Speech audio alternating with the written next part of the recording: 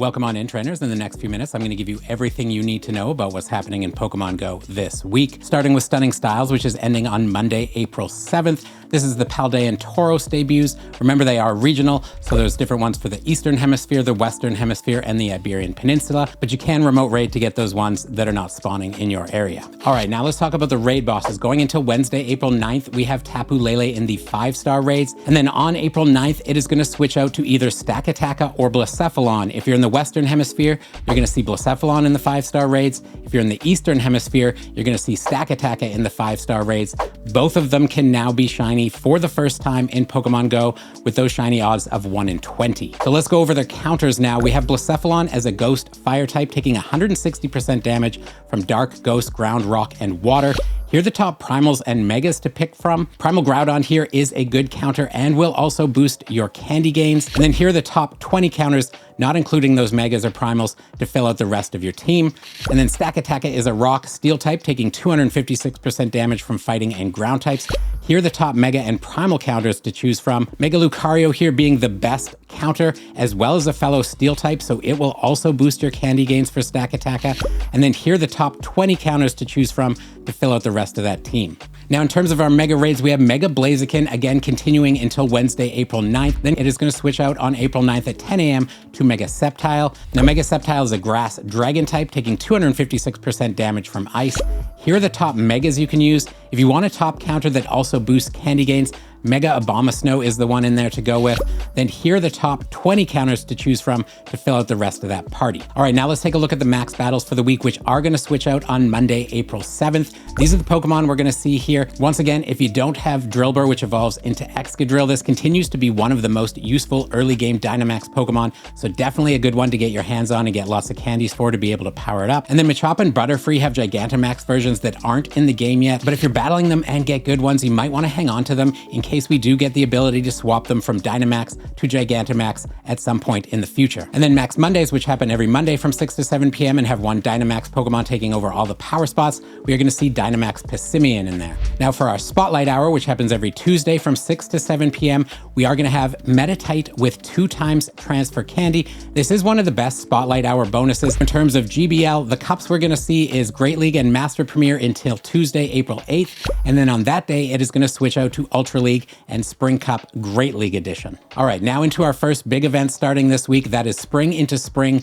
which is starting Wednesday, April 9th and running until Tuesday, April 14th. During this event, Gossifleur and its evolution Eldegoss will make their Pokemon Go debut. No shiny available for this one. In terms of our bonuses, we're going to get 2 times Lucky Egg Duration, 2 times Hatch Candy, half hatch distance when eggs are placed into incubators during the event, and an increased chance to encounter shiny Remoraid and shiny Fletchling. Now, in terms of where you can find Gossifleur and the shiny boosted Remoraid and Fletchling, they will all be in the wild for this event and in 5-kilometer eggs that you get after the event starts. Now, because it's in the 5-kilometer eggs, I do wonder if after the event, it's going to go from being in the wild to being a hatch-only Pokemon. So it's definitely good to get out there and catch them in the wild while you can, in case that does end up happening. Now, there are also going to be some other wild spawns for this event, but they are going to rotate with the days. So every 2 days, we're going to get another set of Pokemon. You can see them all up on screen here now. Note that all the rare spawn Pokemons on each day are actually perma-boosted shiny Pokemon. And remember, you can use that new nearby alert feature by going into the Pokedex, going to the Pokedex entry for the Pokemon you want to target,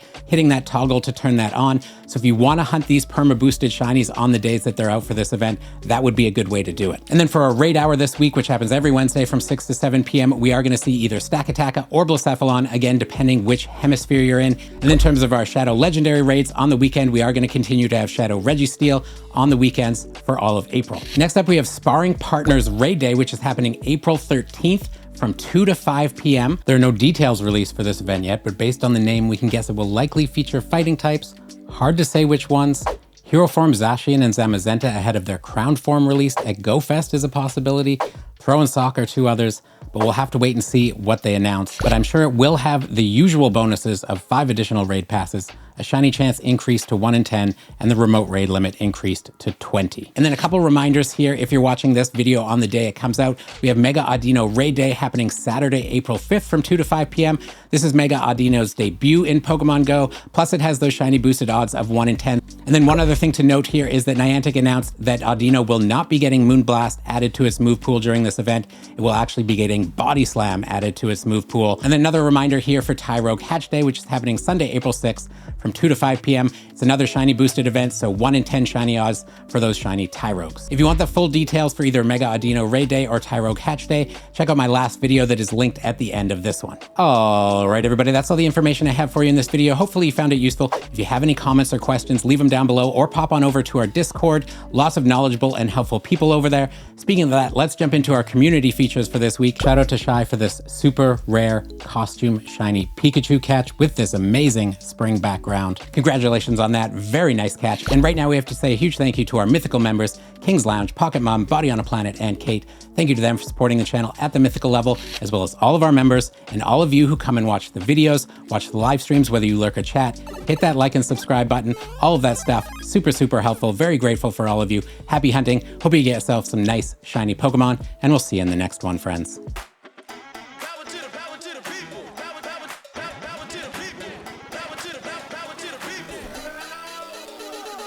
I've got something incredibly funky.